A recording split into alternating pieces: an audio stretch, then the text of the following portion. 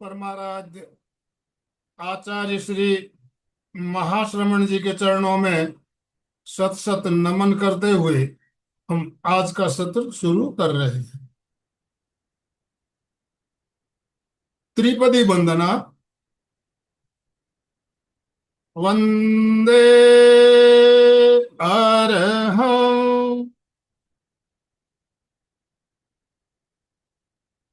वंदे गुरुवरं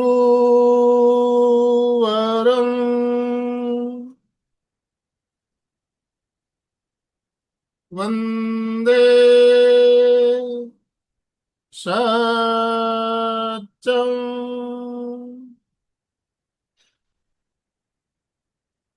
सभी साधक साधिकाओं को जय जिनेन्द्र। ओम अरहम। सुप्रभात सुप्रभात। आप सभी से निवेदन, अपने अपने वीडियो ऑन करेंगे। यस, सबके वीडियो ऑन होने चाहिए।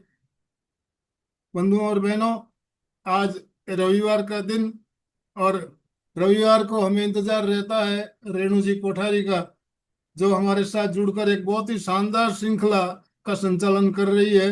ध्यान क्यों और कैसे। इस श्रृंखला का आज 49वां एपिसोड। हाफ सेंचुरी होने वाली है। सिर्फ एक एपिसोड और अगर हो गया तो अगले सप्ताह हम इसकी गोल्डन जुबली भी मनाएंगे। तो आज 49वां एपिसोड लेकर हम आपके साथ जुड़ रहे हैं, और इसी श्रृंखला के अंतर्गत एक हमारा विशेष कार्यक्रम चल रहा है, शांत सुधारस पुस्तक पर आधारित, जिसमें हम हमारी जो 12 भावना है उसके बारे में बात करते हैं, ध्यान करते हैं, जानते हैं, समझते हैं। और उस शांत सुधारस का आज 12वां एपिसोड। और आज जो है हमारा धर्म भावना के ऊपर हम बात करने जा रहे हैं, तो मैं ज्यादा समय लेना नहीं चाहूंगा। अलका जी सांखला हमारी कोऑर्डिनेटर हमारे साथ जुड़ी हुई है। अलका जी, आपसे निवेदन, आप 1 मिनट अपने आप को अनम्यूट करें, रेणु जी को इनवाइट करें। जय जिनेन्द्र। गुड जय मॉर्निंग।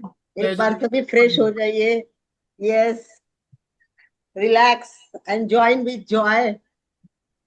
बहुत सुंदर विषय, बहुत सुंदर टॉपिक। और 49 9 भी एक बहुत एंड में ना अच्छा चीज है, क्योंकि आगे की एक शांत सुधारस के एक 50वीं की एक पूर्व तैयारी ही बोल सकते हैं इसको।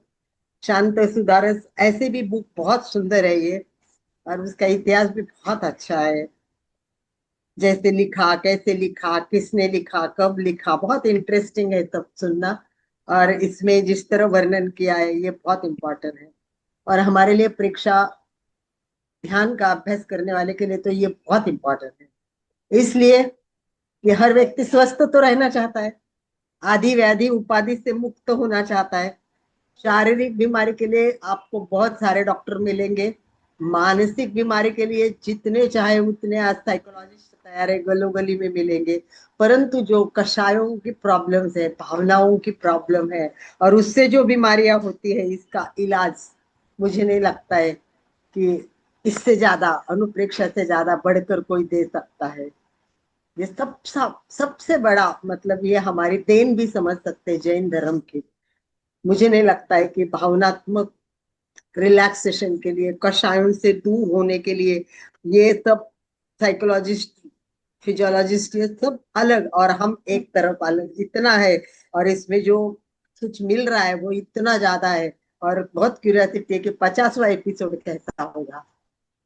बहुत बड़ी इंटरेस्टिंग बात है और बहुत बढ़िया चीज हो गई है। तो ये आध्यात्मिक ग्रंथ है।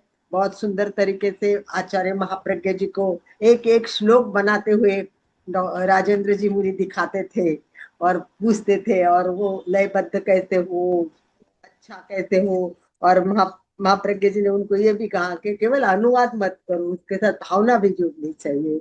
तो भावनात्मक विषय को भावना से जोड़कर किस तरह करना, वो भी प्रयत्न राजेंद्र जी ने बहुत अच्छा किया। और ये बहुत सुंदर गीत, मैंने ये कई बहुत साल पहले बुक बुक को देखा हुआ है, कुछ कुछ जरूरत हो तब यूज भी किया हुआ है।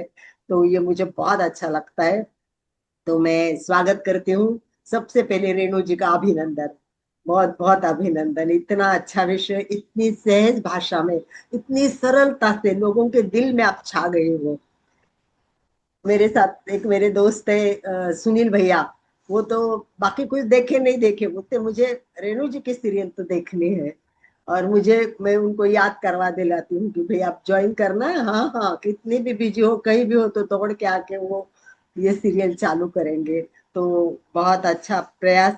और एमपी के कल्याणम के साथ साथ में ये सब नॉलेज लोगों के पास पहुंच रहा है, ये बहुत बड़ी बात है।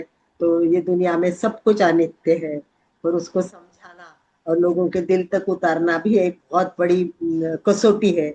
और उस कसौटी में आप बहुत खरे उतरे हैं रेणु जी। तो आपका स्वागत। सब लोगों को मैं बोलूंगी कि एक बार सब लोग जोरदार क्या करना है आपको ओम पता है, हर हाथ प्रसाद, ऊपर दोनों करने हैं हाथ और ऊपर करते हुए ओम हरम, ऊपर ओम हरहम, स्पेशल रेणु जी ओम। के लिए स्वागतम सुस्वागतम सुस्वागतम, वेलकम वेलकम। और 50वें एपिसोड में कोशिश करनी है हर व्यक्ति को कि मेरी तरफ से मैं 10 मेरे फ्रेंड रिलेटिव्स को जोड़ूंगी। तो कल्पना कीजिए कि इसमें 500 लोग जुड़ रहे हैं, तो कैसा लगेगा आपको? 50 के साथ 500 की एक उपस्थिति रहेगी। पर ये सबका सबको एक वीक में प्रयत्न करना है, अपने हर व्यक्ति को जगाना है कि एक बार मेरे लिए ये ज्वाइन करके देखो ना। इस तरह सबको जोड़ने की कोशिश करेंगे, इसी भाव के साथ। मैं भी ज्यादा समय नहीं लेते हुए mic hand over to Renu ji. Thank you welcome sir. Welcome welcome welcome, most welcome. Thank you sir, thank you ma'am. ओम अरहम, सभी को सादर जय जिनेन्द्र। पुनीतान्तः प्रज्ञा गहनतम तत्त्वेषु निपुणा श्रुतस्वाध्यायेन सुविदितरहस्यो विभुवरा प्रशंसाशास्त्राणां सुषमतरसम्पादनश्रुति महाप्रज्ञ पूजो जिनपति स्वरूपो गुरुवरम् महाप्रज्ञ पूजो जिनपति स्वरूपो गुरुवरम् तनावग्रस्तोऽयं विविधभययुक्तश्च मनुजम् विधत्ते सन्तापम् प्रशमसमभावाद्विरहिता शुभं प्रेक्षाध्यानम्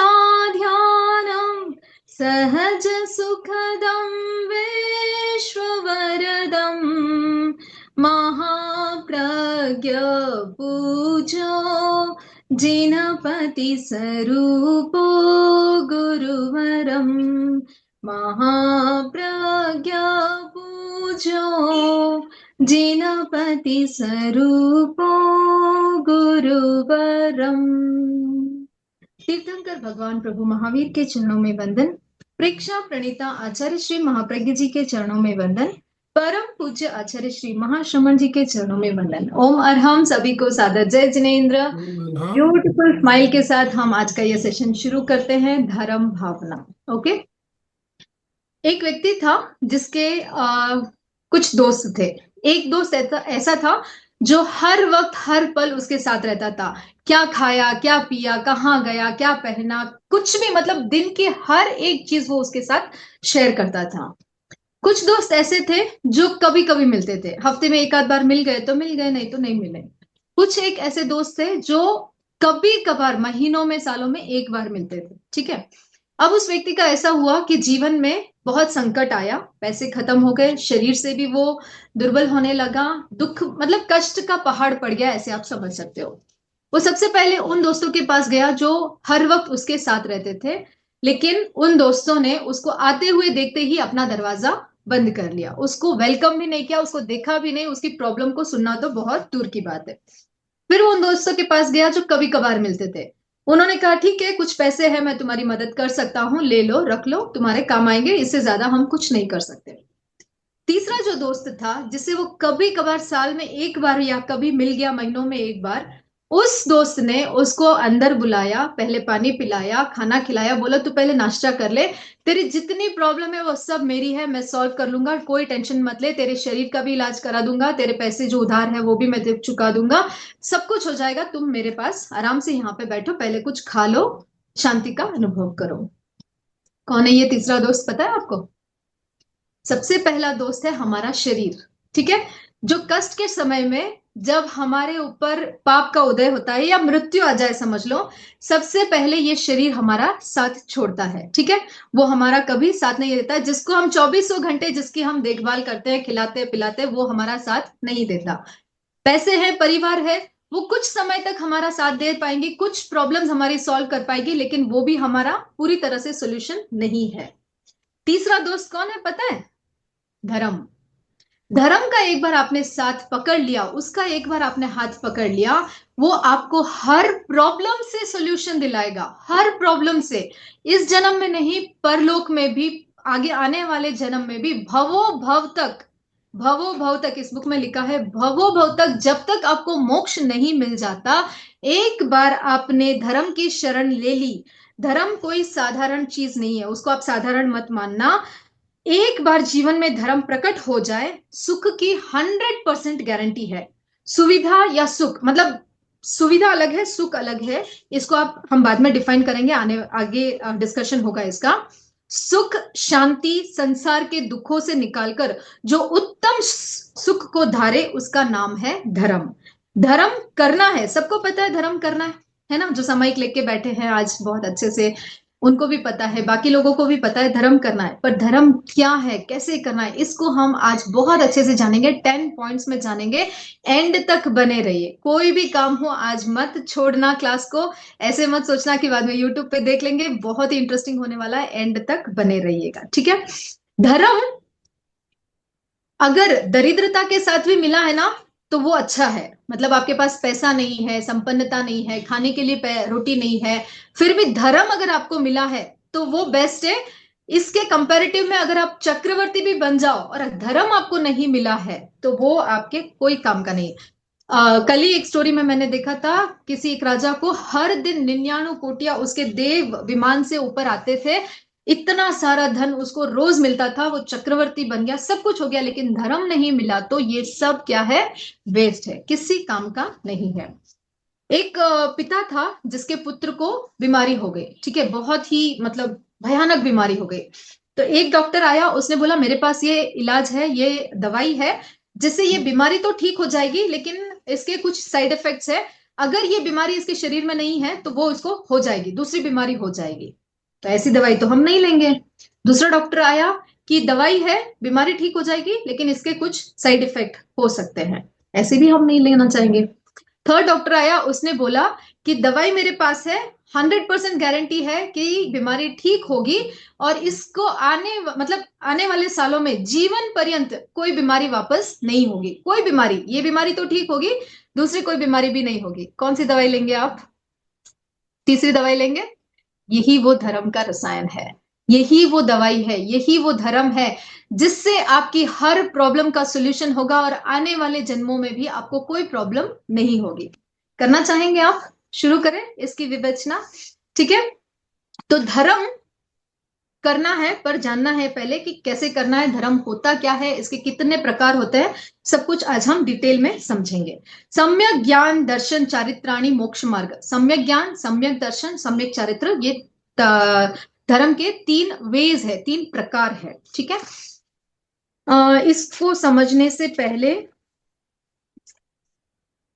भावनाओं को चिंतन साधारण उपलब्धि नहीं है, भावना जो ये 12 भावनाएं हम कर रहे हैं, इसकी उपलब्धि, इसको आप साधारण मत मानना कि हाँ आनंद सर ने लिंक भेज दिया, हमको मिल गया, हम तो रोज एमपीके की क्लासेस करते हैं तो हो जाएगा, इसलिए कर लेते हैं क्लास। नो, धर्म ये 12 भावनाएं अगर आपको करने को मिली है तो आप बहुत ही भाग्यशाली हो। भीतर में जब भावना जागती है, बाहर में उसका भाग्योदय होता है, गुणस्थान बढ़ता है, मोक्ष मार्ग मिलता है। मटेरियल उपलब्धि तो आप भूल ही जाइए, इतनी होती है कि आपका जीवन उत्कृष्ट हो जाता है, अतीन्द्रिय आनंद का अनुभव होता है, भाग्यशाली आप बन जाते हो। मतलब धर्म, जब हम धर्म की भावना जब बांटते हैं ना, तो हमें इस लोक के मतलब परलोक, अच्छा मुझे बताइए कितने लोगों ने मोक्ष देखा है? देखा है किसी ने?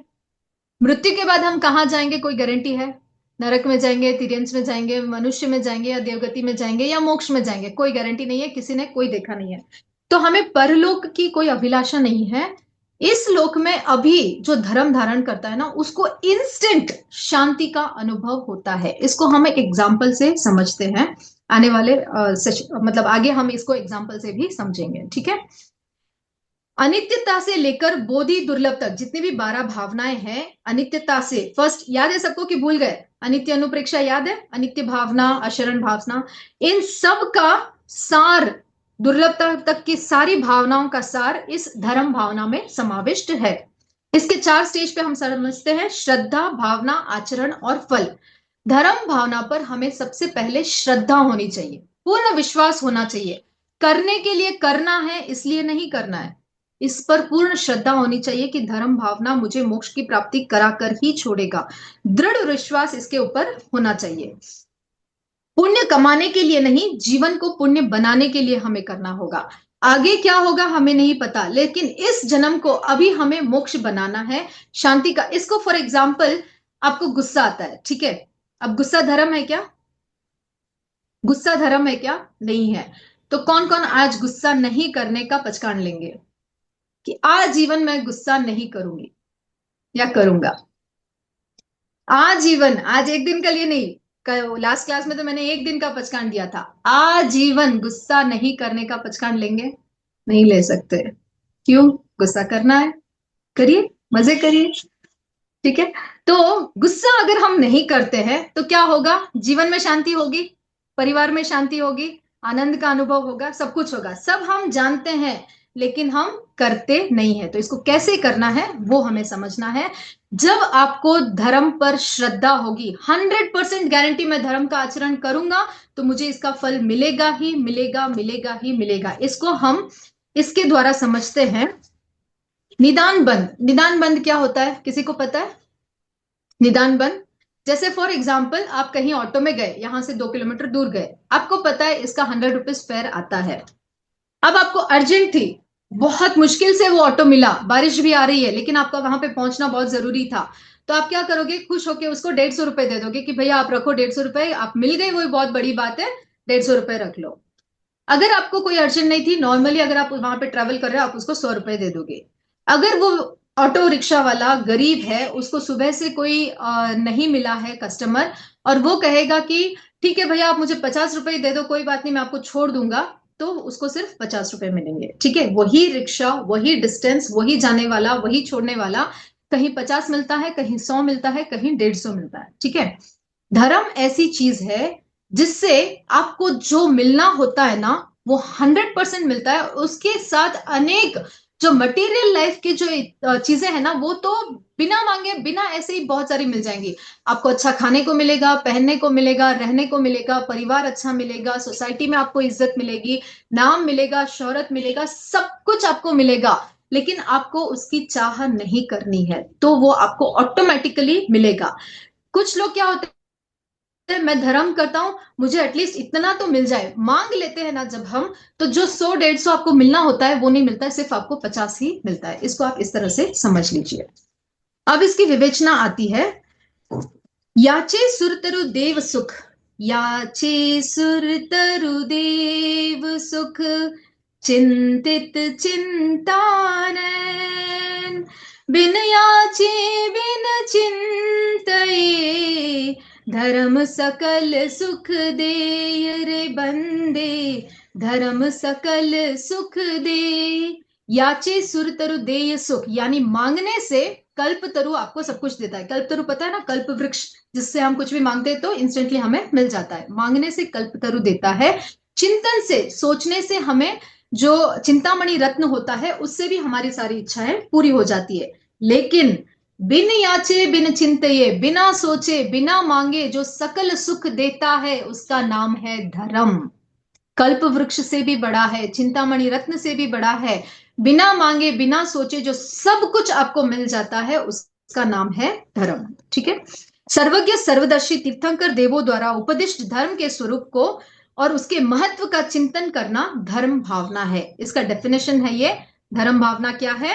सर्वदर्शी तीर्थंकर परमात्मा प्रभु के द्वारा बताया हुआ उपदिष्ट जो स्वरूप है, जिसका महत्व उन्होंने बताया है, उसकी भावना भाना धर्म भावना है। उसका चिंतन करना, उसका अनुचिंतन करना बार बार, इसको हम कहते हैं धर्म भावना।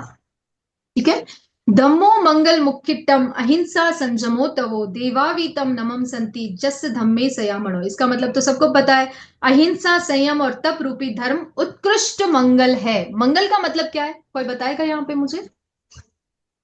व्हाट इज मंगल? मंगल सूत्र होता है, मंगल स्त्रोत होता है, मंगल पाठ होता है गुरुदेव का, मंगल कलश होता है, मंगल फल होता है, मंगलाचरण होता है। क्या है ये मंगल? क्या है, कौन बताएगा? Unmute yourself. कल्याण, ओके। और व्हाट इज मंगल? उत्कृष्ट मंगल धर्म को बताया गया है। तो व्हाट इज मंगल, पहले पता तो हो कि मंगल क्या है। सुखद, नो। शुभ वाइब्स, ओके। और anything which beings good vibes, okay, ठीक है। और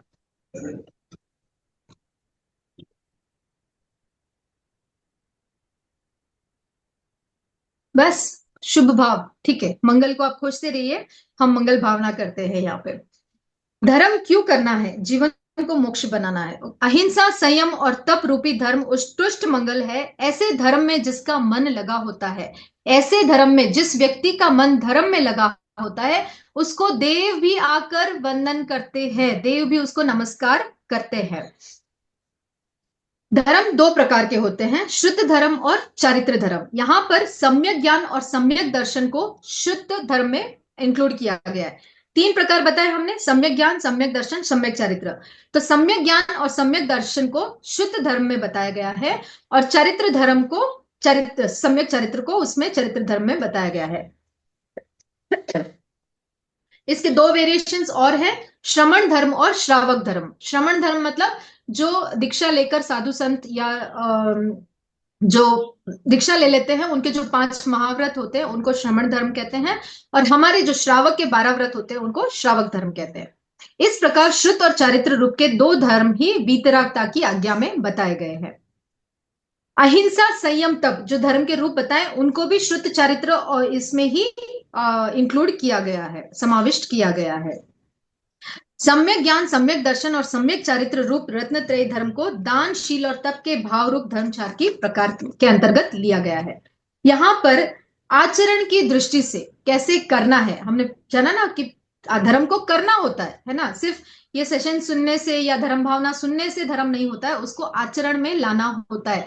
डे 1 से हमारी क्लास का यही प्रयोग रहता है कि हम कैसे जो कुछ भी हम सीखते हैं, समझते हैं, उसको आचरण में कैसे लाना है। सिर्फ सुनने से कुछ हो जाएगा क्या? नहीं होगा, आपको उसको आचरण में लाना होगा। तो आचरण की दृष्टि से धर्म के 10 प्रकार बताए गए हैं। सब बुक और पेन लेके बैठे और इसको note down, please note down करें। सबसे पहला है क्षमा। क्या होता है क्षमा? क्षमा का अर्थ है सहनशीलता होना, अर्थात क्रोध पैदा ही न होने देना। यानी सामने वाले ने कुछ कर दिया, सामने वाले ने आपको गुस्सा दिलाया, या सामने वाले की कुछ ऐसी परिस्थिति वहां पर बन गई कि आपको गुस्सा आ सकता है, या आपकी इतनी कैपेसिटी है कि आप उसको वापस उल्टा जवाब दे सकते हो, आप उसका बदला ले सकते हो, आप उसने जो कहा उसके विपरीत आप कुछ कर सकते हो, इतनी कैपेसिटी आप में है। क्षमता होने के बावजूद भी सहन करना, रिएक्ट नहीं करना, गुस्सा नहीं करना, क्षमा करना, इसको कहते हैं क्षमा। उसको छोड़ देना कि ठीक है, तुम्हारा कर्म तुम जानो, मुझे तो कोई रिएक्शन नहीं करना है, इसको कहते हैं क्षमा। वही क्षमाशील हो सकता है जो कैपेसिटी होते हुए भी, शक्ति होते हुए भी क्षमा करता है। क्षमा अंतःकरण के ताप को शांत करता है। अंदर जो गुस्सा, जब गुस्सा आता है तब क्या होता है? आंखें लाल हो जाती है, हार्ट बीट फास्ट हो जाती है, शरीर का टेम्परेचर बढ़ जाता है। इस अंत ताप को क्या करता है? क्षमा शांत करती है। क्षमा अमृत की धारा है जो क्रोध के विष को मार देता है। जब आप क्षमा करना सीख जाते हैं तो क्रोध आता ही नहीं है। समझ में आ रहा है कॉन्ट्रडिक्टरी आपको? क्रोध नहीं करूंगा, इसका पचकान लेने की जरूरत ही नहीं है। देखिए, धर्म करना है, इससे पहले आप जानिए कि क्या मुझे नहीं करना है। एक जो टाइटन वॉच होती है, उसका जो इंजीनियर होता है, जब टाइटन पहले फर्स्ट बनी थी, टाइटन वॉच सबको पता है ना, टाइटन वॉच, तो उसका जब डिजाइन बन रहा था तो उस आर्किटेक्ट जो इंजीनियर था वहां पर, उसने एचएमटी की वॉचेस के कुछ डिजाइन अपने सामने रखे। तो कंपनी का मैनेजर आया और उसने बोला हमें एचएमटी का कॉपी नहीं बनाना है, हमें कुछ नया बनाना है। तो उसने बोला, जो डिजाइनर था, इंजीनियर था, उसने बोला कि मुझे क्या बनाना है ये तो मुझे अभी तक नहीं पता है, लेकिन मुझे क्या नहीं बनाना है वो पिक्चर अगर मेरे सामने रहेगा तो मैं कुछ नया क्रिएट कर पाऊंगा, है ना। अगर एचएमटी की वॉच मेरे सामने रहेगी तो मुझे पता है कि ये डिजाइन मुझे नहीं बनाना है। तो धर्म जानने से पहले आप ये जानिए कि अधर्म क्या है, पाप क्या है। वो अगर आप नहीं करोगे, बस आप, धर्म नहीं होता है कोई बात नहीं, मत करिए, लेकिन पाप मत करिए, अधर्म की चीजें मत करिए। अधर्म जिसमें है, पाप का बंधन जिसमें होता है, उसको अगर आप त्याग देते हो तो ऑटोमेटिकली आप धर्म में आ जाते हो। धर्म करने की जरूरत भी नहीं होती, ऑटोमेटिक धर्म हो जाता है। तो जब आप क्रोध नहीं करते हो तो क्षमा ऑटोमेटिकली हो जाती है, ऑटोमेटिकली आप उसको क्षमा कर दोगे। ठीक है, तुम अपना देखो, मैं अपना देखती हूँ, मुझे तुम्हें तुमसे रिएक्ट करना मुझे नहीं करना है, मुझे गुस्से का रिएक्शन नहीं करना है। तो क्षमा अमृत की वह धारा है जो क्रोध के विष को मार देती है। यदि उसका आक्रोश सत्य है, दो चीजें समझो, सामने वाले का आक्रोश, गुस्सा अगर सच है तो क्या आपका गुस्सा करना सही है? नहीं है, क्योंकि वो सच बोल रहा है। अगर उसका गुस्सा, उसका आक्रोश झूठा है तो भी आपको गुस्सा करने की जरूरत नहीं है, क्योंकि वो तो झूठा गुस्सा कर रहा है। हमें गुस्सा करने से क्या फायदा? तो दोनों सिचुएशन में है हमें गुस्सा नहीं करना है, बेसिकली गुस्सा नहीं करना है। समझ में आ गया? अब कौन कौन त्याग कर रहे हैं? अभी भी सोचना बाकी है, आगे की भावना में देखते हैं, ठीक है। नेक्स्ट इज मुक्ति। मुक्ति का यहां पर ऑपोजिट हम पहले समझते हैं, लोभ। लोभ क्या होता है? लालच, डिजायर्स, ये भी चाहिए, वो भी चाहिए, वो भी चाहिए, इतना पैसा हो गया, इतना कमा लिया, इतने सब कुछ हो गया, फिर भी लालच बढ़ता रहता है। एक पद पर आए हम, स्टेट लेवल पर आए, नहीं मुझे नेशनल लेवल पे जाना है, मुझे इंटरनेशनल लेवल पे जाना है। ये जो लालच होता है, ये जो भूख होती है, ये जो डिजायर होती है, जब बढ़ती जाती है तो पाप बढ़ता जाता है। अर्थात बाह्य तथा आभ्यंतर तृष्णा का विच्छेद होना लोभ पाप का बाप है। लोभ पाप का बाप है। अभी हमने क्या समझा? पाप नहीं करना। लेकिन अगर आप लोभ में हो, लालच में हो, तो आपके साथ क्या क्या आएगा?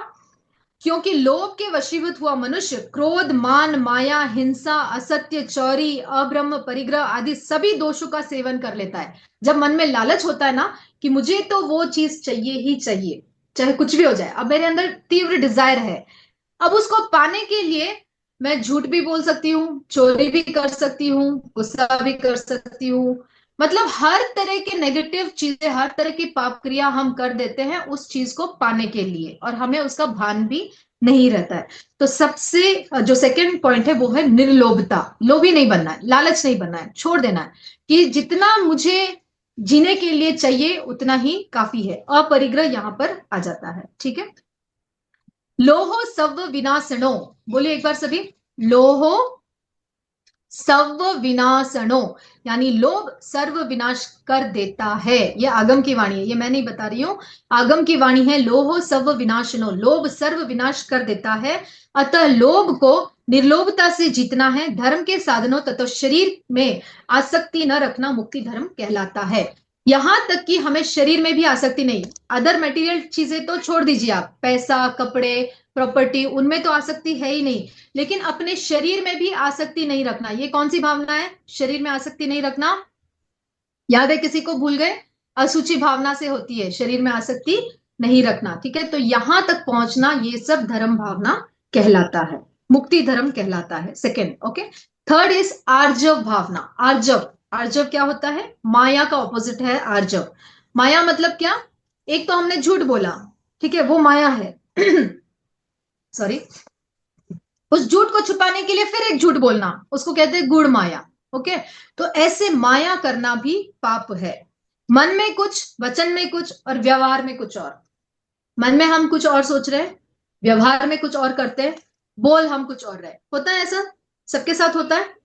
हम सोच कुछ और रहे हैं, बोल कुछ और रहे हैं और कर रहे हैं कुछ और। आइए बैठिए, नाश्ता करिए, हम बोलते हैं, अच्छे से स्माइल करते हैं, एक्सप्रेस करते हैं, लेकिन मन में क्या? कुछ और ही चल रहा होता है, विचारों में कुछ और ही चल रहा है। भाव उस व्यक्ति के प्रति हमारे बिल्कुल भी मैत्री के भाव नहीं है। ऐसे जो व्यक्ति बोलता कुछ और है, करता कुछ और है और सोचता कुछ और है, वो माया कर रहा है। इसको हम आर्जव से मिटाएंगे।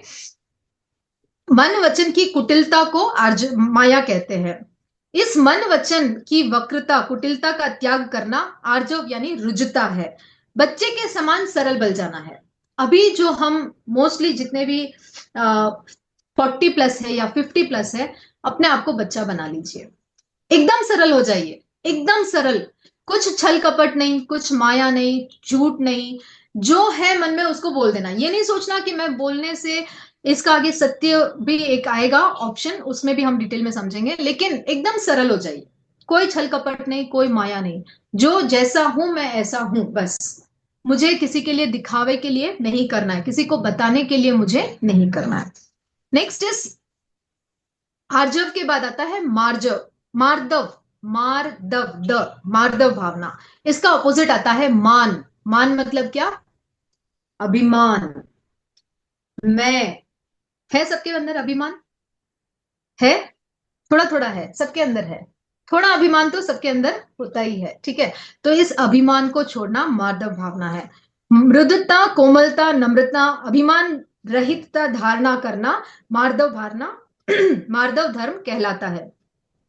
मनुष्य को जब पुण्य योग से श्रेष्ठ जाति, कुल, रूप, ऐश्वर्य, बुद्धि, श्रेष्ठ जाति, श्रेष्ठ कुल, श्रेष्ठ बुद्धि, श्रेष्ठ रूप, ऐश्वर्य, ये सब जब मिलता है, बल की प्राप्ति होती है, तब उसको जाति का या मद का जो मान होता है, अभिमान होता है, उसको इस लोक और परलोक के लिए हितकार बता देखा नहीं जा सकता। ये जो मान है, ये जो अभिमान है, किसी का भी अभिमान, चाहे वो पद का हो, पैसे का हो, रूप का हो, बुद्धि का हो, मेरे पास इतना ज्ञान है, ये भी एक अभिमान है।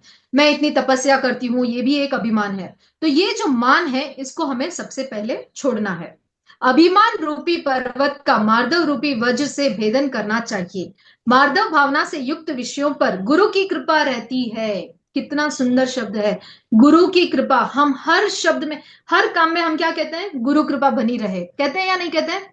क्योंकि गुरु कृपा अगर रहेगी, हम भगवान से भी ऊपर गुरु को रखते हैं। यस और नो? यस और नो? सिद्ध से ऊपर हम अरिहंत को रखते हैं, भगवान से ऊपर हम गुरु को रखते हैं। उस गुरु की कृपा अगर आपको मिलनी है, तो अभिमान को छोड़ना होगा।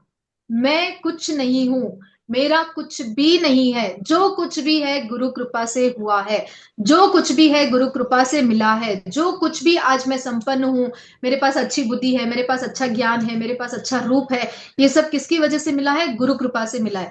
तो जिस व्यक्ति के अंदर अभिमान नहीं होता है, अहंकार नहीं होता है, मान नहीं होता है, उसको गुरु की कृपा मिलती है। इस लाइन को अंडरलाइन कर लीजिए। मार्दव भावना से युक्त विषयों पर गुरु की कृपा रहती है। इससे साधन सम्यक दर्शन को प्राप्त कर स्वर्ग व मोक्ष का फल प्राप्त करता है। अभिमान को आज ही छोड़ देना है हमें। नेक्स्ट फोर्थ आता है लघुता, लघुता। जैसे तुम्बे पर मिट्टी का भार चढ़ा होता है, वह अथाह जल में डूबा रहता है। यानी लघुता का मतलब है हल्कापन। अगर किसी तुम्बा, तुम्बा यानी जानते हैं ना, एक वेजिटेबल आता है, लौकी के जैसा होता है, उसके ऊपर अगर ढेर सारी मिट्टी लगी हो, तो वो वजन से क्या होगा? वो पानी में डूब जाएगा। जब वो मिट्टी सब हटा देंगे सॉरी, तो वो पानी में तैर जाएगा। ऐसे ही जब हमारे अंदर कषायों का, यहां पर क्या लिखा है, ठीक इसी तरह आत्मा परिग्रह के भार से मुक्त होने पर हल्की हो जाती है। आत्मा हमारी हल्की हो जाती है और संसार सागर से पार हो जाती है। आत्मा जितनी लघु होगी, कर्म भार जितना कम होगा। जितना हो सके उतना कम कर्म बंधन करना है हमें। जो निर्जरा हमने पहले सीखी ना, निर्जरा तो करनी है, लेकिन कर्मों का बंधन, आश्रव को हमें पहले लाना है। आश्रव, कर बंधन, आश्रव, संवर और निर्जरा सबने अच्छे से सुनिए, तो आपको आराम से ये समझ में आ जाएगा कि हमें जितना हो सके कर्मों से हल्का हल्का हल्का होना है। जितना कम भार हमारे शरीर पर होगा, जो हमारी आत्मा पर होगा, उतनी लघुता होगी, उतना हल्कापन होगा, और आत्मा हमारी इस संसार सागर से पार हो जाएगी। लघुता होना, इसको यहां पर साधु के एग्जाम्पल से बताया है। Excuse me.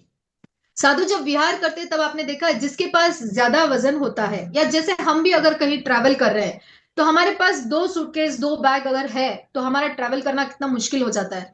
वही अगर हमारे पास एक छोटा सा बैग है, फटाफट से एयरपोर्ट पे गए, चेकिंग किया और हमारा ट्रैवल हो जाता है। वैसे ही साधु के पास अगर ज्यादा भार है तो क्या होगा, उनका विहार करना मुश्किल हो जाता है। वैसे ही आत्मा पर जितना कर्मों का बोझ होगा उतना हमारा ट्रैवल करना मुश्किल हो जाएगा। जितना हो सके कर्मों को छुड़ाना है, क्षीण करना है, अपनी आत्मा से दूर करना है। लघुता से प्रभुता मिलती है। नेक्स्ट आता है सत्य। कौन सा नंबर है ये? 6। सत्य। धर्म में सत्य का क्या इंपॉर्टेंस है? सत्य पुरुष के लिए हितकारी, प्रियकारी और पर जीव को अपीड़ाकारी यथार्थ वचन बोलना सत्य है। जो जैसा है उसको वैसे बोलना सत्य है। ठीक है। आगम में सत्य के 3 जगह उल्लेख आते हैं। महाव्रत में आता है, 5 महाव्रत में एक सत्य महाव्रत है, राइट? सबको पता है? यस और नो? सब एक्टिव है कि सो गए? सब एक्टिव है। महाव्रत में एक व्रत आता है सत्य। भाषा समिति में सत्य का उल्लेख आता है और सत्य धर्म में उल्लेख आता है। तो आगम में 3 जगह पर सत्य का उल्लेख आता है। इस प्रकार सत्य के 3 रूप महाव्रत, भाषा और समिति और सत्य धर्म में बताए गए हैं। यहां असत्य के पाप से निवृत्त दिलाता है, सत्य ही शिव को प्राप्त कराता है, सच्चम खु भगवम यानी सत्य ही भगवान से हमें मिलाता है। यहां पर एक और पॉइंट नोट करना है। आगम की वाणी में एक और चीज आती है जो हमने सूत्र पढ़ा था ना, दानान सिद्धम अभयपयानम सच्चे सुया अनवज्जम वयंती। सच्चे सुया अनवज्जम वयंती, इसका क्या मतलब है? जो सत्य किसी को दुख देता है, सामने वाले को अगर दुख देता है तो वो सत्य नहीं बोलना चाहिए। अब आप कहोगे कि मेरा तो सत्य व्रत है, मैं तो सच बोल के रहूंगा, चाहे सामने वाला भाड़ में जाए, मैं सच बोलूंगा। ये आगम में निषेध है। सामने वाले को अगर तकलीफ होती है, इसको हम एक एग्जाम्पल से समझते हैं। अगर आपको किसी लड़की का मर्म पता है कि उसका किसी और दूसरे लड़के के साथ अफेयर चल रहा था पहले, ठीक है, अब उसकी सगाई होने वाली है, घर में अच्छा रिश्ता आ गया, आपके ही परिवार के दूर के रिश्तेदार का एक लड़की है, ठीक है, अब वो लड़के वाला देखने आया, उस लड़की ने चाहे जो पास्ट में गलती की या कुछ भी की, अब वो उससे दूर है, खत्म है, अब वो एक नई जिंदगी शुरू करना चाहती है। आपको उसका सत्य पता है कि वो पहले किसी और लड़के के साथ उसका अफेयर था। क्या वो सत्य वहां पे बोलना चाहिए? नहीं बोलना चाहिए। क्यों? सत्य है ना, बोल सकते हो ना? नहीं बोलना चाहिए, क्योंकि अगर किसी के जीवन में उससे कष्ट होने वाला है तो हमें वो सत्य नहीं बोलना है। सेकेंड एग्जाम्पल, अगर किसी को आप टॉन्ट मार रहे हो, सामने वाले ने कुछ कर दिया, ओके, अब आप सीधा सीधा तो नहीं बोल सकते, लेकिन आप टॉन्ट मार रहे हो, अलग एक भाषा में आप उसको बता रहे हो। अब आपके मन में क्या है? मैं तो सच बोल रहा हूं, उसने ऐसा किया था, मैं तो बोलूंगा। क्या ऐसी चीज बोलनी चाहिए? उसके आत्मसम्मान को, उसके व्यक्तित्व को अगर ठेस पहुंचती है, उसको अगर दुख होता है, वो आपसे मान लीजिए शक्ति में छोटा है, पद में छोटा है, अब वो वापस तो आपको कुछ बोल नहीं सकता, लेकिन आपने क्या किया? उसकी इंसल्ट करके उसका सत्य सबके सामने बोल दिया। 10 जन खड़े थे वहां पे, आपने बोल दिया। अब वो अंदर से व्यक्ति पानी पानी हो रहा है, इंसल्टेड फील कर रहा है। क्या ऐसा सत्य बोलना चाहिए? नहीं बोलना चाहिए। तो ऐसे आप हर जगह पर इस चीज का हमेशा ध्यान रखें कि सत्य जो सामने वाले को कष्ट पहुंचाता है या दुखी करता है, ऐसा सत्य नहीं बोलना चाहिए। वहां पर इस सत्य व्रत को बहुत अच्छे से आप समझे कि कौन सा सत्य बोलना है, कौन सा नहीं बोलना है, लेकिन सत्य, झूठ हमें नहीं बोलना है। ये हमें पक्की बात, गारंटी, गांठ बांध लेनी है कि झूठ तो नहीं बोलना है। नेक्स्ट आता है 7th, संयम। व्हाट इज संयम?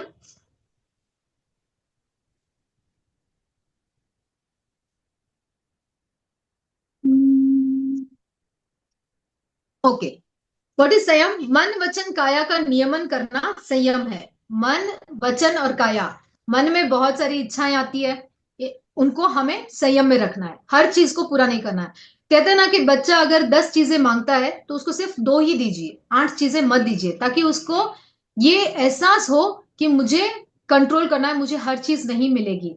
तो यहां पर संयम का मतलब है मन वचन और काया, मुझे बोलना है लेकिन संयम से बोलना है। कितना बोलना, कहाँ बोलना, क्या बोलना, ये विवेक मेरे अंदर होना चाहिए। काया, मन वचन और काया का नियमन करना संयम है। 5 इंद्रियों का निग्रह, पांचों इंद्रिया कौन सी है हमारी? आंख, कान, मुंह, नाक और स्पर्श, ठीक है। तो ये पांचों इंद्रियों का निग्रह करना, 5 व्रतों का अव्रतों का त्याग करना यानी व्रतों का पालन करना, सत्य, अहिंसा, आचौर्य, परिग्रह और ब्रह्मचर्य। कषायों का जय यानी कषाय कौन से हैं? क्रोध, मान, माया, लोभ, ये 4 कषाय है। तथा मन, वचन और काया की वृत्ति। कितने हो गए? 5 महाव्रत ऐड कीजिए, लिखे अपनी बुक में।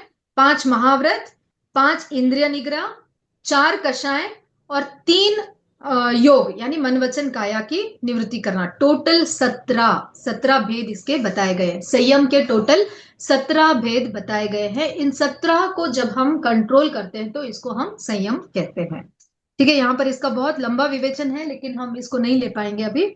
नेक्स्ट आता है तप। व्हाट इज तप? कर्म ग्रंथियों को तपाने के लिए जो आत्मा दमन रूप साधना की जाती है, कर्म को खपाने के लिए, कर्म को क्षय करने के लिए जो इस शरीर को और आत्मा को तपाते हैं, अग्नि में जैसे सोने को डाला जाता है, डायमंड को डाला जाता है, तपाया जाता है ताकि वो निखर कर खरा सोना बाहर आए, उसको कहते हैं तप। तप का विस्तृत विवरण हमने निर्जरा भावना में किया है। सबने सुनी है निर्जरा भावना? तप के 12 भेद हमने सीखे हैं, 6 बाह्य और 6 अभ्यंतर, ठीक है। नेक्स्ट 9th इज त्याग। व्हाट इज त्याग? व्हाट इज त्याग? कौन बताएगा? सब कुछ छोड़ देना त्याग है? सब कुछ छोड़ देना त्याग है। फॉर एग्जाम्पल, एक लड़का है जो हॉस्टल में रहता है, वो अपने माता पिता को छोड़ के हॉस्टल में आया, 4 साल से हॉस्टल में रह रहा है, वहां पर पढ़ाई कर रहा है, माता पिता को वो छोड़ के आया है। क्या ये त्याग है? क्या ये त्याग है? नहीं है, ये त्याग नहीं है। छोड़ के आया है ना, पेरेंट्स को छोड़ के आया, भाई बहन को छोड़ के आया, फैमिली को छोड़ के आया है, तो वो त्याग क्यों नहीं है? वो भी तो छोड़ के आया है ना पेरेंट्स को। त्याग को आप अच्छे से समझिए। विषयों में या पदार्थों में आसक्ति को छोड़ना त्याग है। अब घर में रहते हुए भी आप अपने परिवार के प्रति अगर आसक्ति को आप छोड़ रहे हो तो वो त्याग है। आप भले अपने परिवार से हजारों किलोमीटर दूर रह रहे हो लेकिन आसक्ति आपकी उसी में है। मेरा बच्चा, मेरा बेटा, मेरी बेटी, या मेरे पेरेंट्स, या मेरे हस्बैंड, मेरे वाइफ, जो भी है, आसक्ति आपकी उसी में है। आपके परिवार में, आपके घर परिवार में, आपकी संपत्ति में, हर चीज में। आपके पास कितने भी कपड़े हैं, गहने हैं, पदार्थ में जितनी भी आसक्ति है, उस आसक्ति का त्याग करना त्याग धर्म में आता है। बाह्य विषयों और पदार्थों का त्याग द्रव्य त्याग है और विषय वासना संबंधित विकल्पों का त्याग भाव त्यागना है, ठीक है। भाव त्याग है। त्याग का अर्थ दान और विसर्जन भी होता है। जब आप दान देते हो किसी को या विसर्जन करते हो, गणाधिपति गुरुदेव श्री तुलसी बताते हैं कि त्याग सबसे बड़ा धर्म है ना। सबसे बड़ा धर्म त्याग है। विसर्जन करना, अपने पास जो कुछ भी है उसको छोड़ते जाना, वो सिरामी, वो सिरामी, वो सिरामी, विसर्जन करते जाना त्याग है। यानी योग्य पदार्थों में ज्ञान आदि का दान भी त्याग कहलाता है। ज्ञान को बांटना वो भी एक त्याग है। अगर आपको कुछ अच्छी चीज पता है, ठीक है, अगर मान लीजिए आज की क्लास में आपको कुछ एक अच्छी चीज लगी, आपने उसको, वो ज्ञान आपको मिला, उसको अगर आप दूसरों को देते हो, दूसरों को बांटते हो, तो वो भी त्याग धर्म में बताया गया है। अभय दान, दानान सिद्धंग अभयपयाणम, दान में सर्वश्रेष्ठ है अभय दान। अभय दान मतलब क्या? सबको पता है ना, किसी जीव को मरने से, मतलब उससे मुक्त करना, कि आपको अभय दान दिया। अभय दान ऐसे भी होता है, देखिए सामने वाला, आपके परिवार में कोई ऐसा व्यक्ति है जो आपसे डरता है, ठीक है, आपकी एक नजर से वो डर जाता है, तो अगर उसके डर, उसके भय से भी आप उसको मुक्त कराते हो कि आज के बाद मैं तुम्हें कुछ नहीं बोलूंगी, आज के बाद तुमको मुझसे डरने की कोई जरूरत नहीं है, डर से अगर आप उसको मुक्त कराते हो तो वो भी अभयदान कहलाता है। उसके अंदर वो डर नहीं होना चाहिए। हम सिर्फ अभयदान किसको कहते हैं? साग सब्जी को सुधारना या जीव जंतुओं को नहीं मारना, उसमें अभयदान लिखते हैं। लेकिन पंचेंद्र जीव, जो व्यक्ति आपके साथ रह रहा है, पूरी जिंदगी आपके साथ रह रहा है, वो आपसे डर डर के जी रहा है, उसको उस डर से मुक्ति दिलाना भी अभयदान है। ज्ञान दान आदि दोनों भी इसमें समाविष्ट हो जाते हैं, त्याग धर्म में यह आता है। इस त्याग का दूसरा नाम है अकिंचन्य त्याग बताया गया है। मेरा कुछ भी नहीं है, इस प्रकार का भाव अकिंचन्य भाव है। मतलब त्याग देना, जो कुछ भी है मेरा कुछ भी नहीं है। सब त्याग रहे हैं आज आपकी प्रॉपर्टी, किसके नाम कर रहे हैं? त्यागना है ना, त्याग धर्म करना है। जितनी भी प्रॉपर्टी है, जितना भी सोना है, सब अपने बच्चों के नाम कर दीजिए, त्याग दीजिए सब कुछ। कर पाएंगे? कर पाएंगे? नहीं, सिक्योरिटी चाहिए लाइफ में, कैसे त्याग दें हम? त्याग धर्म इतनी आसानी से मिलने वाला नहीं है, बहुत दृढ़ होना होता है। धर्म पर जब दृढ़ श्रद्धा होती है तभी त्याग कर पाओगे आप, तब तक त्याग नहीं कर पाओगे जब तक आपकी धर्म पर दृढ़ श्रद्धा नहीं होती कि धर्म ही सब कुछ है, मैं धर्म की शरण में हूं, मुझे कोई पैसा नहीं चाहिए, मुझे कोई प्रॉपर्टी नहीं चाहिए, तभी आप त्याग कर पाओगे। सिर्फ सुनने से, अच्छी अच्छी बातें सुनने से, हाँ मैंने समझ लिया धर्म कितना है क्या है, सुनने से धर्म नहीं होगा, आचरण में लाना होगा। आचरण में तभी आएगा जब आप धर्म पर दृढ़ श्रद्धा करेंगे। नेक्स्ट आता है ब्रह्मचर्य, 10th आता है ब्रह्मचर्य। ब्रह्मचर्य का स्थूल अर्थ है मैथुन त्याग, ओके, मोटा मोटी उसका जो अर्थ है वो है मैथुन त्याग। लेकिन इंद्रिय संयम, वासनाओं पर नियंत्रण भी ब्रह्मचर्य के अंतर्गत ही आता है। ब्रह्मचर्य का सूक्ष्म अर्थ है ब्रह्म अर्थात आत्मा और उसके स्वरूप में रमण करना। ब्रह्मचर्य का एक और अर्थ क्या है? ब्रह्म मतलब आत्मा, और आत्मा के स्वरूप में रमण करना। अब आत्मा का स्वरूप क्या है हमने जाना है, आत्मा सत्य, अहिंसा, प्रेम, करुणा, मैत्री, दया, क्षमा, ये सब आत्मा का स्वरूप है, तो उसमें रमण करना ये भी ब्रह्मचर्य में आता है। वासना, किसके प्रति वासना? सिर्फ सेक्स के प्रति नहीं, पद, पैसा, प्रतिष्ठा, ये हमने बार बार सुना है। फूड, मनी, सेक्स, इन सब के प्रति जो अंदर वासना होती है ना कि मुझे ये चाहिए, मुझे ये चाहिए, मुझे ये चाहिए, इसका त्याग करना भी ब्रह्मचर्य के अंतर्गत ही आता है। ब्रह्मचर्य जीवन का प्राण है, अंडरलाइन कर लीजिए इस चीज को, ब्रह्मचर्य जीवन का प्राण है, वह जीवन का आधारशील है।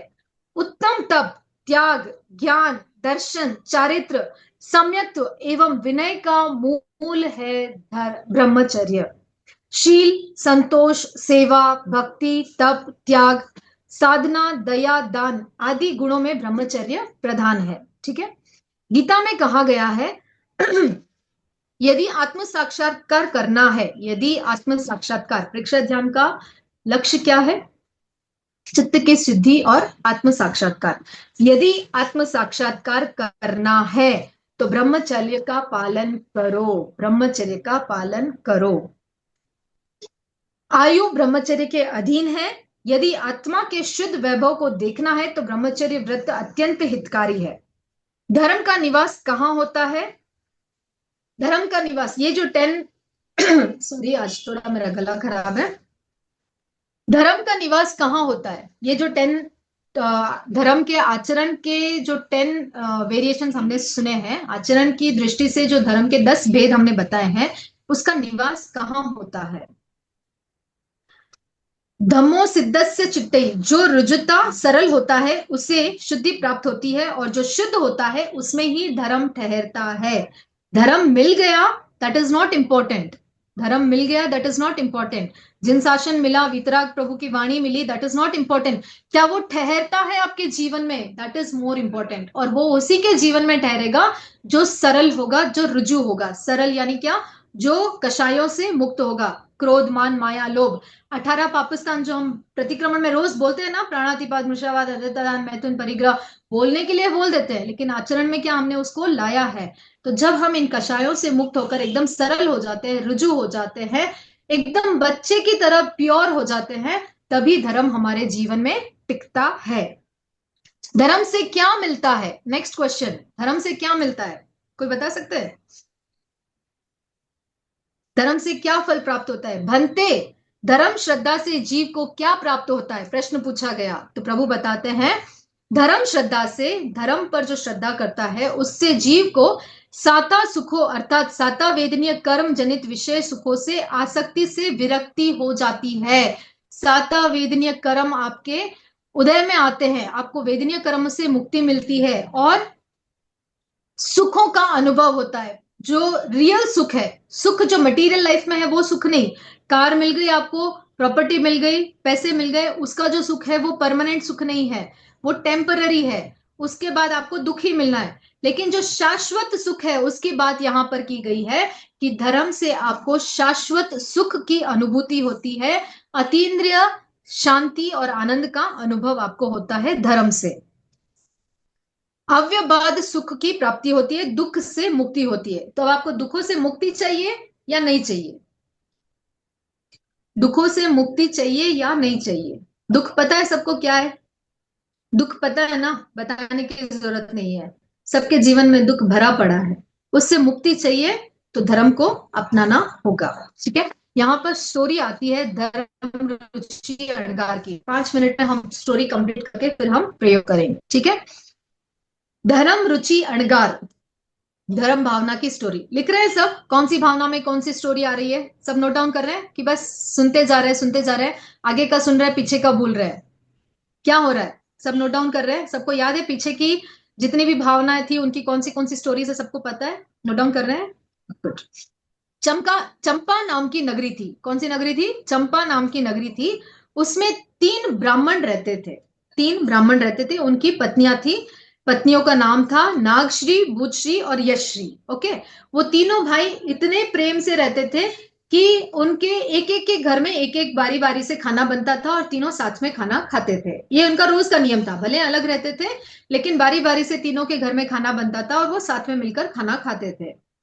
तो इस बार नागश्री की बारी आई। नागश्री जो पत्नी थी उसकी बारी आई कि खाना उसको बनाना है। उसने क्या किया, बहुत प्यार से बनाया लेकिन अर्जेंट में उस तुम्बे को चखना भूल गई। तुम्बा मैंने बताया ना लौकी के जैसे होता है, बड़ा ऐसे गोल होता है, लौकी के जैसे तुम्बा होता है, उसकी सब्जी बनाई जाती है।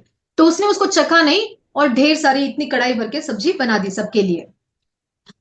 तो फिर क्या हुआ, उसी गांव में धर्मघोष नाम के मुनि विचर रहे थे। धर्मघोष नाम के मुनि वहां पर पहुंचे, उस चंपा नगरी में पधारे। उन धर्मघोष स्थविर के एक धर्मरुचि नाम का उग्र व घोर तप करने वाला शिष्य था। धर्मघोष मुनि का शिष्य था जिसका नाम था धर्मरुचि। ठीक है, वो उग्र बिहारी थे और घोर तपस्वी थे। सोचिए उनके पास कितनी लब्धियां होंगी।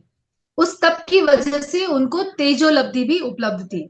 संयम, तप, ब्रह्मचर्य आदि गुणों के प्रभाव से उनको तेजोलेशा भी प्राप्त थी, उसकी लब्धि उनको मिली थी। उस दिन, जिस दिन नागश्री ने कड़वे तुम्बे की सब्जी बनाई थी, धर्मघोष मुनि के मांस खमण का पारना था। ठीक है, और वो वहां पर गोचरी के लिए पधारे। जैसे ही गोचरी के लिए पधारे, नागश्री ने क्या सोचा कि बहुत अच्छा मौका मिला है। इस कड़वे तुम्बे की सब्जी जो जो उसने बाद में चखी तो वो बहुत कड़वी थी। तो उसने क्या किया, वो सारी की सारी सब्जी मुनि के पात्र में वोरा दी और फिर उसने सोचा कि मैं नई सब्जी बना दूंगी। अब मुनि तो मना कर रहे, नहीं चाहिए नहीं चाहिए, फिर भी उसने जबरदस्ती पूरी सब्जी वोरा दी। अब मुनि गए अपने गुरु के पास गए और उन्होंने सब्जी बताई कि जबरदस्ती मेरे पात्र में डाल दिया, अभी क्या करो। तो मुनि ने, अब वो तो संत एकदम प्रभावशाली संत थे, तो उनको पता चल गया कि कुछ गड़बड़ है। उन्होंने थोड़ा सा चखा उस सब्जी को तो कड़वी थी, जहरीली थी। उन्होंने कहा कि धर्मरुचि मुनि को कहा कि इस सब्जी को अगर आप खाओगे तो असमय ही जीवन से रहित हो जाओगे, मर जाओगे। अतः इस आहार को निर्दोष, असुचि, असचित यानी जहां पर कोई भी जीव ना हो, सचित चीजें ना हो, ऐसी भूमि पर जाकर इसको परट के आ जाओ और फिर दूसरा प्राशुक ऐष्णीय आहार लेकर गोचरी करो। तो धर्मरुचि ने अपने गुरु की आज्ञा मानी और वो पात्र लेकर गए। ढूंढा एक ऐसी जगह जहां पर कोई जीव जंतु ना हो, वनस्पति ना हो। फिर उन्होंने देखा कि पहले एक बूंद डालता, एकदम से पूरा नहीं डालता, एक बूंद वहां पर डाली। उस सब्जी की खुशबू तो बहुत अच्छी थी, तो जैसे ही खुशबू वहां पर आई, वहां पर ढेर सारी चींटियां आ गई। एक चींटी ने वो बूंद चखी और वो वहीं पर मर गई। तो धर्मरुचि ने सोचा कि एक बूंद की वजह से इतने सारे जीव इकट्ठा हुए और वो मर सकते हैं, तो ये पूरी सब्जी मैं अगर यहां पर डालूंगा तो कितने जीवों की हिंसा होगी। ऐसे धर्म भावना करके उन्होंने कहा कि मेरा एक जीव अगर इस अनंत जीवों की रक्षा कर सकता है तो मेरा मरना बेटर है। क्या हम ऐसा सोच सकते हैं? किसी और को तकलीफ ना हो, मैं तकलीफ सहन कर लेता हूं, क्या इतनी क्षमता हम में है? नहीं है, क्योंकि धर्म पर हमारी दृढ़ श्रद्धा अभी तक नहीं बनी है। तो धर्मरुचि ने क्या किया, वो पूरी की पूरी सब्जी खा ली। जैसे ही उन्होंने खाई, उन्होंने अपने प्राण को त्याग दिया, उनकी मृत्यु हो गई। मैं स्वयं इस साग को खा लूं, यह शरीर तो नाशवान है, एक ना एक दिन तो ये शरीर मरना ही है, तो मैं अभी ये शरीर यदि जीव रक्षा के निमित्त से मरता है तो इससे उत्तम और क्या हो सकता है। ऐसी भावना भाते हुए धर्म घोष पूर्व जब वहां पर गुरुदेव आते हैं वापस वहां पर, तो उनको जो ज्ञान होता है कि ऐसे ऐसे हुआ था, कड़वे तुम्बे की सब्जी इन्होंने खाई इसलिए इनकी मृत्यु हो गई, तो उन्होंने अपने शिष्य को बताया, पूरा वृत्तांत बताया, निर्ग्रंथ और निर्गंत्य को बताया। मेरा अंतेवासी शिष्य जो बड़ा ही भाद्रिक और दयावान था, उसके पास तेजोलेशा थी। किसके पास? धर्म रुचि संत के पास तेजोलेशा थी। वो चाहते तो नागश्री के ऊपर तेजोलेशा फेंक सकते थे कि तुम ऐसे कड़वे तुम्बे की सब्जी मुझे क्यों हो रही, मेरा तो पाप हो गया ना, मेरे तरफ से तो पाप हो रहा है। तो वो चाहते तो अपनी लब्धि का उपयोग कर सकते थे, लेकिन उन्होंने क्या किया? क्षमा को अपनाया। उन्होंने कोई रिएक्शन नहीं किया और अपने शरीर की नाशवानता को, धर्म भावना को भाते भाते उन्होंने अपने प्राण त्याग दिए। उन्होंने चींटियों की रक्षा करने के लिए कड़वे तुम्बे का साग खा लिया और धर्म भावना को भाते भाते समाधि मरण को प्राप्त करके सर्वार्थ सिद्ध विमान में उत्पन्न हुए। वहां का 33 सागरोपम का आयुष्य पूर्ण कर महाविदेह क्षेत्र में उत्पन्न होकर सिद्ध गति को प्राप्त करेंगे। ये आगम की वाणी बता रही है कि वो आगे चलकर सिद्ध गति को प्राप्त करेंगे। तो हम भी इस धर्म भावना को भाते भाते अपने जीवन को कल्याणकारी बनाए, सुखकारी बनाए। सुख मतलब क्या? मटेरियल सुख नहीं, मटेरियल सुख को आपको ऐसे ही मिल जाएगा। जो धर्म भावना में लीन होता है ना, उसको कोई चाह करने की जरूरत नहीं होती है, मटेरियल चीजें तो ऑटोमेटिकली उसको मिल जाती है। क्षमा, रुजुता, जो ये 10 धर्म के प्रकार बताए गए हैं, उनको हमें अपने जीवन में अपनाना है और धर्म रुचि संत के समान हमें भी मोक्ष का मार्ग अपनाना है। तो प्रयोग के लिए तैयार हो जाए, सब सीधे बैठे, क्लोज योर आइज। जिस आसन में आप सुविधा पूर्वक बैठ सकते हैं उस आसन का चुनाव करें। एकदम कंफर्टेबल। आप चेयर पे बैठना चाहते हैं चेयर पे बैठ जाए, दीवार का सहारा लेना चाहते हैं दीवार का सहारा ले। वेरी कंफर्टेबल, कोई हलन चलन नहीं। लाइट्स ऑफ कर दे, चश्मा निकाल दे, घड़ी निकाल दे, वेरी कंफर्टेबल होकर आराम से बैठ जाए। अगर आपके हाथ में मेटल घड़ी है या कोई भी भार है, जितना हो सके कम कर दे अपने शरीर से। आराम से बैठ जाए।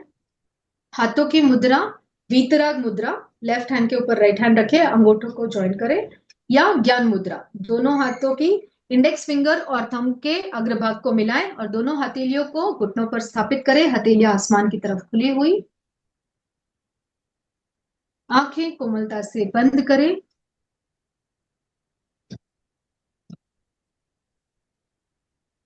गहरा लंबा श्वास लें। गहरा लंबा श्वास छोड़ें। Take a deep inhale, complete exhale.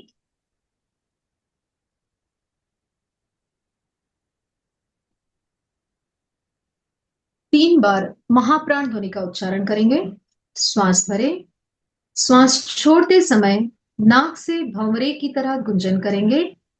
जीभ अधर में रहेगी, दांतों को आपस में हल्के से सटाकर रखें। श्वास भरें।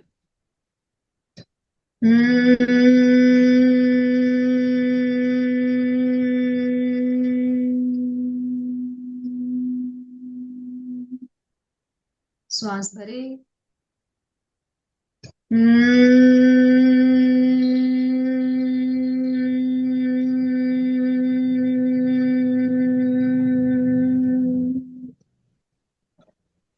श्वास भरें।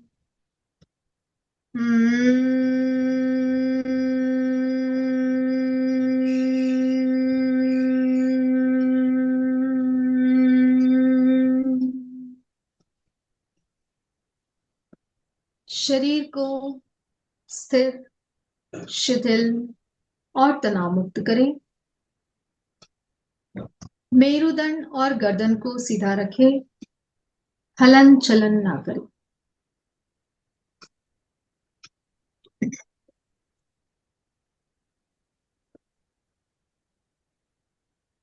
पूरी स्थिरता। दाएं पैर के अंगूठे से लेकर मस्तिष्क तक शरीर के प्रत्येक अवयव को शिथिलता का सुझाव दें। Suggest relaxation from the tip of your toes till the top of your head. Complete relaxation. Relax, relax, relax. अनुभव करें पैर के अंगूठे से लेकर मस्तिष्क तक पूरा शरीर शिथिल हो रहा है। अनुभव करें पूरा शरीर शिथिल हो गया है। Experience relaxation in each and every part of your body, from the tip of your toes till the top of your head.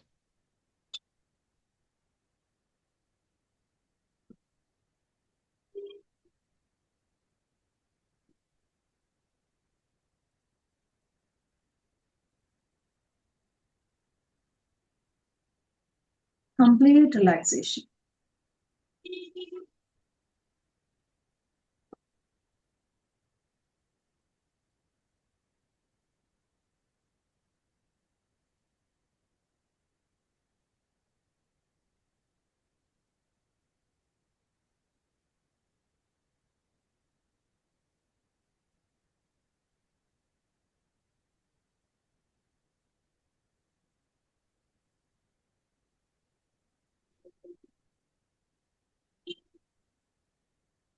पूरे शरीर में शिथिलता का अनुभव करें।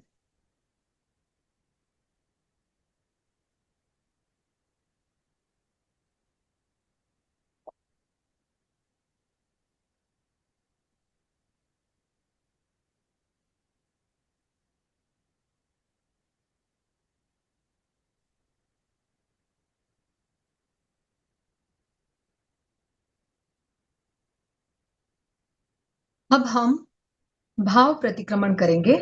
धर्म भावना के अंतर्गत भाव प्रतिक्रमण करेंगे।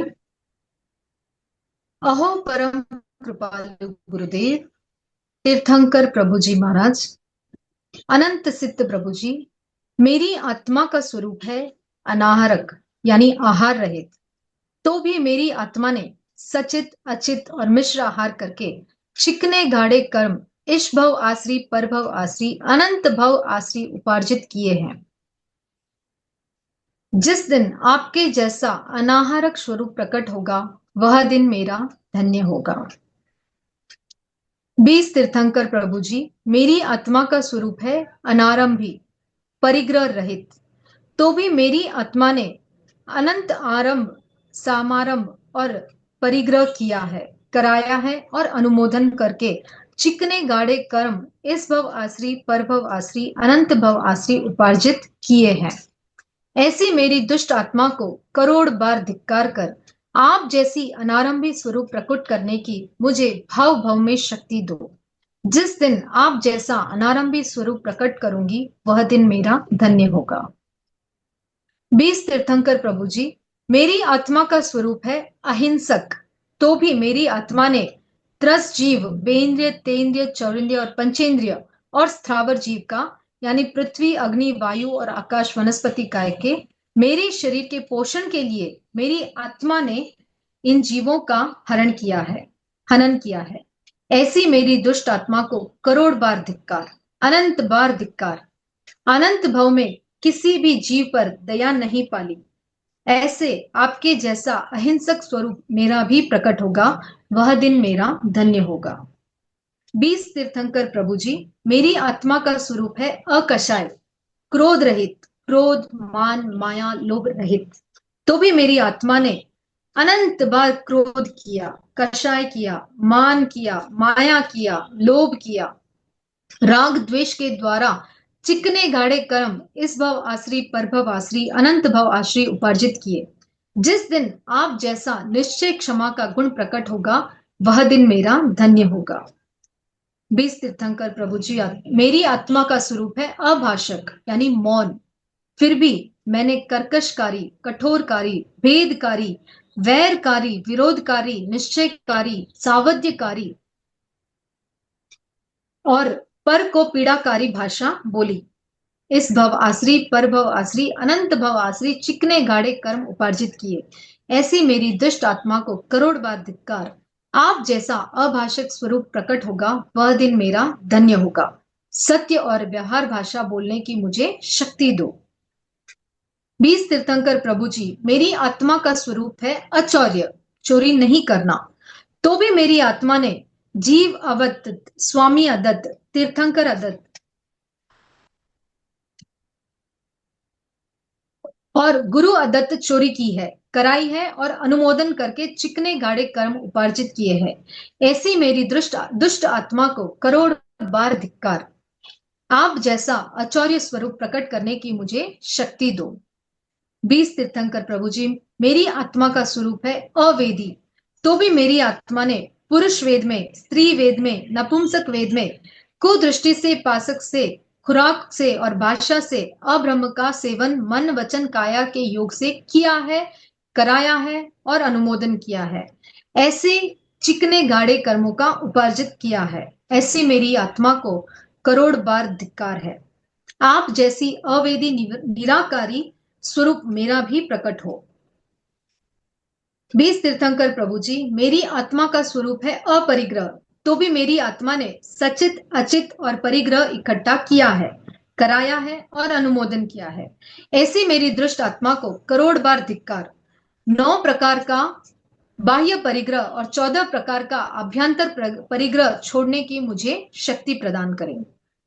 18 प्रकार के पाप, क्रोध, मान, माया, लोभ, प्राणातिपात, मृषावाद, अदत्तदान, मैथुन, परिग्रह, क्रोध, मान, माया, लोभ, राग, द्वेष, कलह, अभ्याख्यान, मैथुन्य, पर परिवाद, रति, अरति, माया, मृषा, मिथ्या दर्शन, शल्य।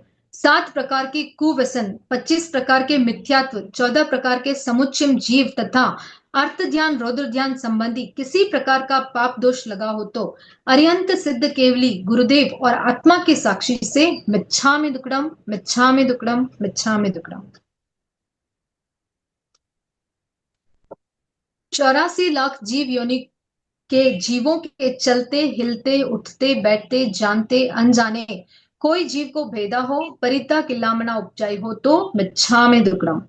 मैं जगत के सभी जीवों को क्षमाती हूँ। जगत के सभी जीव मेरे दोष माफ करें। सभी जीवों के साथ मेरी मित्रता है, किसी के साथ मेरा कोई वैर नहीं है। जगत के सभी जीव सुखी रहें। जगत के सभी जीव निरोगी बने। जगत के सभी जीव आत्माओं का कल्याण हो। जगत के सभी जीव दुखों से मुक्त बने। सभी जीवों के शासन रसिक कब बनूंगी, ऐसी भावना मेरे मन में उमड़कर भावे। धर्म भावना को भाएं अपने भीतर।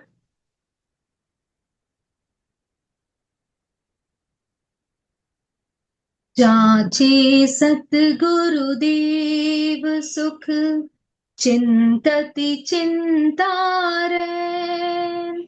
बिन जाचे बिन चिंतए, धर्म सकल सुख देन रे बंदे, धर्म सकल सुख देन। दृढ़ संकल्प करे, मुझे धर्म पर दृढ़ श्रद्धा है। मैं धर्म की शरण स्वीकार करती हूँ। मुझे धर्म पर दृढ़ श्रद्धा है। मैं धर्म की शरण को स्वीकार करती हूँ।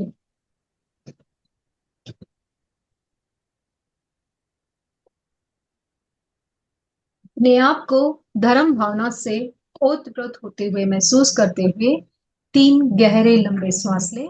Take a deep inhale, complete exhale, deep inhale, complete exhale, deep inhale, complete exhale. पैर के अंगूठे से लेकर मस्तिष्क तक चैतन्य पूरी तरह जागृत हो गया है। पूरे शरीर में चैतन्य का अनुभव करें।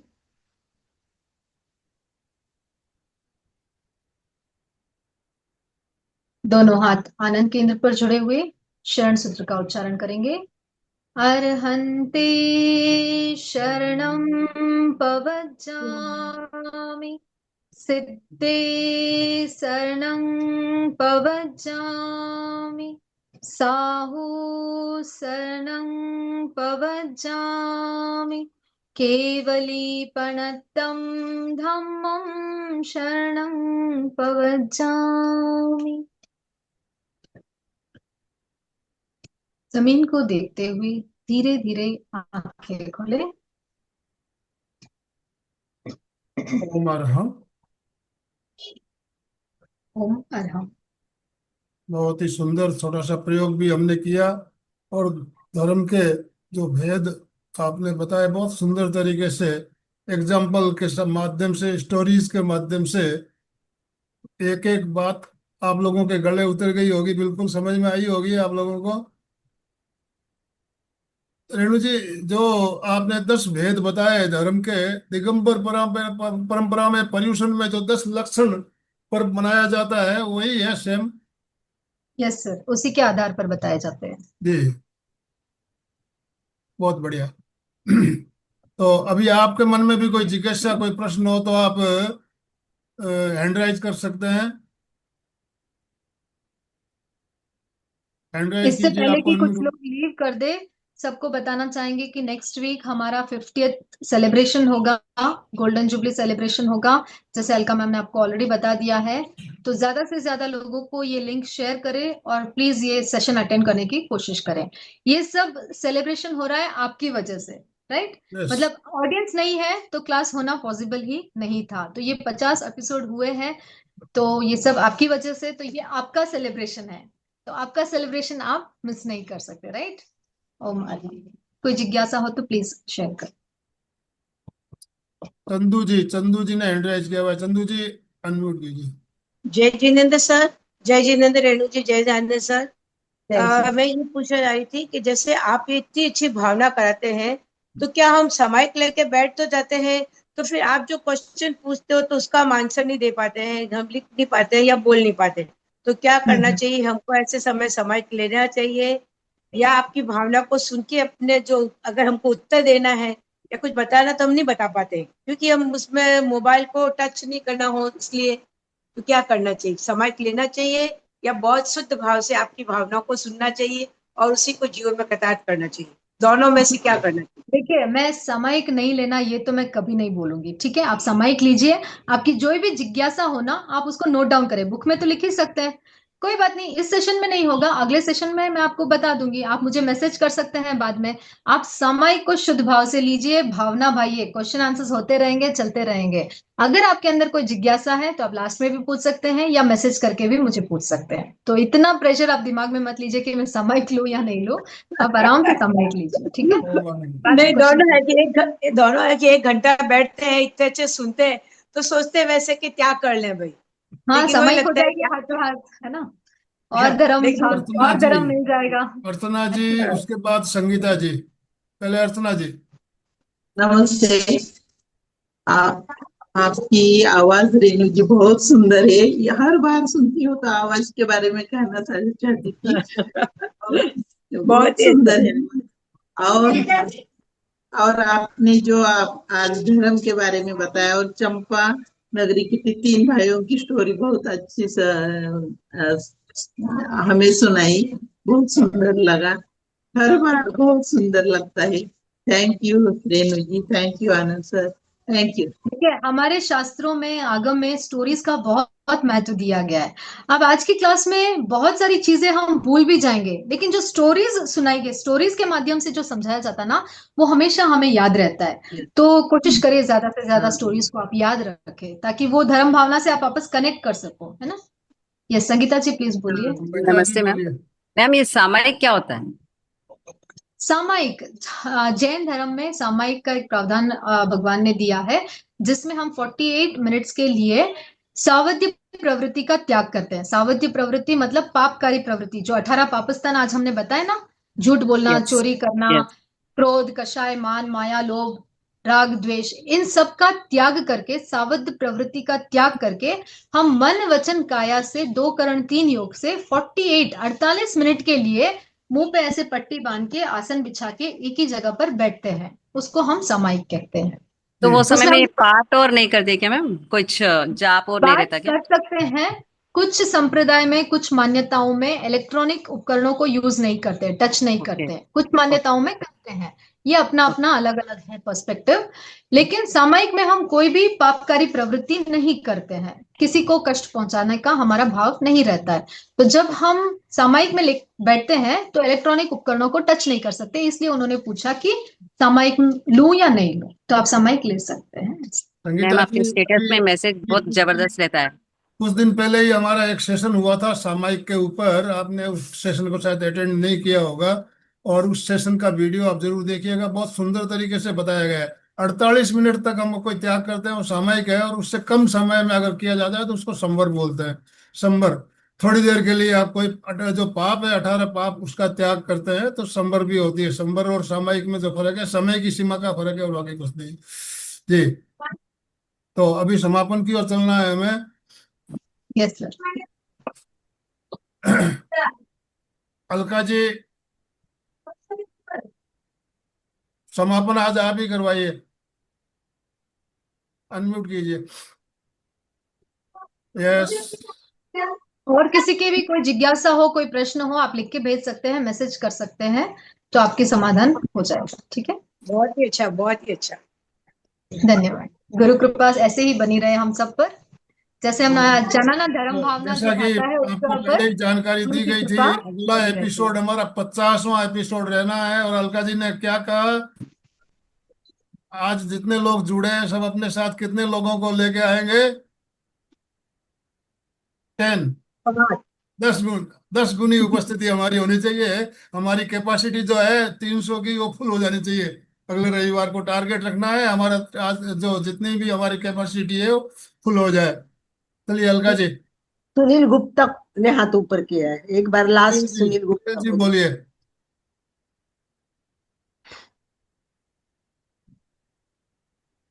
सबको ओम राम।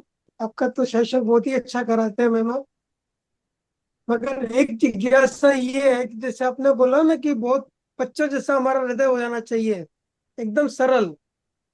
तो मैंने मेरी लाइफ के अंदर ये देखा है कि उसका मिस एडवांटेज बहुत लोग ले लेते हैं करके।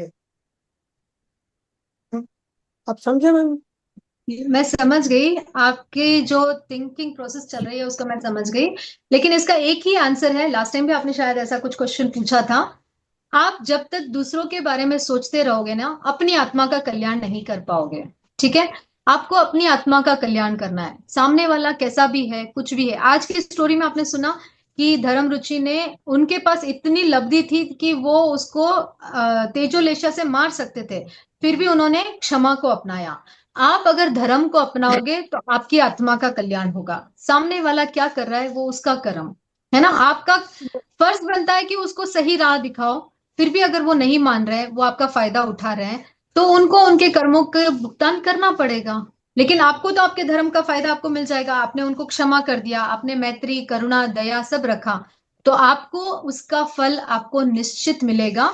अगर आपको धर्म के प्रति श्रद्धा है, अगर आपके मन में शंका है, डाउट है कि मैं ऐसा कर रहा हूं, मेरे साथ ऐसा हो रहा है, मुझे इसका फल नहीं मिल रहा है, अगर डाउट है तो आपको नहीं मिलेगा। पूर्ण श्रद्धा मैम से वो तो आपको धर्म का आचरण करना होगा। ठीक मैम है, वो तो पॉइंट क्लियर है। जैसे आज ही की बात है, मैंने एक नई नाइट चालू की है कोटिंग की, जो पाइपलाइंस के ऊपर कोटिंग होती है हाई टेम्परेचर्स की। और वो तो ऐसे ही मेरी गाड़ी में बैठा था, तो ऐसे ही वो बातचीत हुई, तो मेरे को लगा ये मेरे को एडवांटेज लेगा। ये बोले मेरे पास तो व्यापार भी थोड़ा सा धंधा तेज है, मेरे को ये लाइन के अंदर बताओ आप। अब पहले वाला नेचर होता तो मैं उसको बहुत बोलता कि हाँ भाई कोई बात नहीं, मैं तेरे को करा दूंगा। अभी आज मैंने उसको पतली गली से बोला कि मैं देखूंगा, समझूंगा, तो बताऊंगा। तो लोग एडवांटेज ये ले लेते हैं, जैसे अपनी कोई चीज है नहीं लाते हैं, कोई चीज करते हैं, तो उसको सिंप्लिसिटी का जो एडवांटेज लेते हैं वो बोल रहा हूँ मैं। वो उसके प्रति द्वेष नहीं है, मतलब उनको वो चीज आ जाती है ना, तो आप प्रिकॉशन रखते हैं बस, और कुछ बात नहीं, ये बस वाली आप बात। प्रिकॉशन रखिए कि आपका कोई नुकसान ना हो, ठीक है, आपका हाँ कोई नुकसान ना हो, इतना प्रिकॉशन आप रखिए, बाकी लोगों को जो करना है करने दीजिए, ओम ठीक है, अरहम। आप अपनी आत्मा का कल्याण करें। ओके। ओम अरहम। ओम अलका जी अरहम। समापन करवाइए प्लीज। ओम अरहम। बहुत सुंदर, बहुत सुंदर। एक बार सब ओम अरहम करें रेणु जी ओम के लिए, अरहम। और प्रॉमिस करें कि नेक्स्ट सेशन की जबरदस्त उपस्थिति आप सबके कारण हो जाएगी। और तैयार हो जाइए, रीढ़ की हड्डी सीधी है, दोनों हाथ आनंद केंद्र पर जुड़े हुए। मैं चैतन्य में हूँ, मैं मैं आनंद में हूँ, मैं शक्ति में हूँ, मेरे भीतर अनंत चैतन्य का, अनंत आनंद का, अनंत शक्ति का सागर लहरा रहा है। इसका साक्षात्कार करना ही मेरे जीवन का परम लक्ष्य है। इसी भाव के साथ आपका आज का दिन मंगलमय हो, शांतिमय हो, आनंदमय हो। ओम अरहम। ओम शांति कृतज्ञोस्मि। शांति। हम सब पूज्य गुरुदेव के आभारी हैं। कृतज्ञोस्मि। हम सब पूज्य गुरुदेव के आभारी हैं। कृतज्ञोस्मि। हम सब पूज्य गुरुदेव के आभारी हैं। यस। Slogan, slogan. चंदा जी चोपड़ा, चंदा जी बोल रही है, मैं स्लोगन बोलूंगा। चंदा जी बोलिए। Yes sir. रोज क्षमा की भावना में। बोलिए। ओम आरम सभी से बहुत सुंदर ध्यान कराया और बहुत सुंदर चीजें बताई। धर्म की भावना इतनी अच्छी बताई ना आपने कि उसमें से अगर सब धर्म में आ जाए तो किसी को और कुछ लेने की कोई जरूरत भी नहीं है। ये अगर भावना सब में बैठ जाए तो हम अपनी आत्मा के लिए बहुत कुछ कर सकते हैं, फिर सकते हैं इससे। Thank you very much. बहुत बहुत आभार आपका। इसी धर्म भावना के साथ में जुड़ते हुए हम लोग बोलेंगे फिटनेस का डोज, 1 घंटा हर रोज। फिटनेस का एक घंटा डोज, भावना में। 1 घंटा हर रोज। फिटनेस का डोज। रोज एक एक घंटा त्याग, 1 घंटे का रोज त्याग, ओम अरहम। 1 घंटे के लिए मौन व्रत करने का त्याग। ये ये 10 बहुत बहुत धर्म है। आज 10 धर्म की बात की है। 10 धर्म जीवन की पद्धति है। ये 10 सोपान भी है, और आपको 10 लोगों को जोड़ना भी है। तो इस 10 के साथ ओम ही अरहम। हम अरहम। करते हैं। बहुत बहुत बहुत बहुत आभार।